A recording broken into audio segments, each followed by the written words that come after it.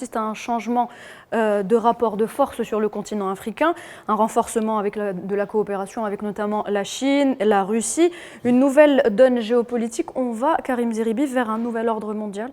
Je pense qu'il y a quelque chose de ce type qui se redessine, avec des alliances nouvelles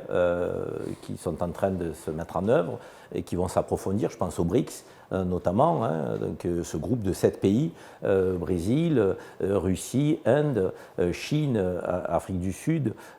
qui s'est constitué, qui a intégré de nouveaux pays récemment et qui a pour ambition de grandir jusqu'à 24-25 pays. Donc c'est un contrepoids effectivement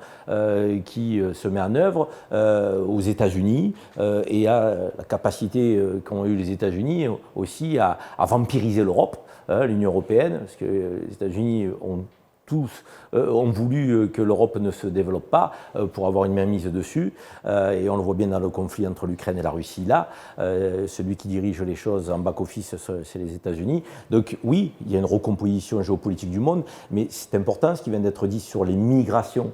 parce que si on ne trouve pas de stabilité dans les pays du continent africain, on va avoir des migrations pour aller trouver un avenir meilleur. On ne peut pas en vouloir à ceux qui fuient un pays en guerre, un pays où il n'y a pas de perspective d'avenir, donc il faut à tout prix que ces pays se stabilisent sur le plan politique, qu'ils aient des perspectives de développement économique et puis qu'ils prennent en compte aussi les enjeux liés au changement climatique. Parce que le continent africain est frappé de plein fouet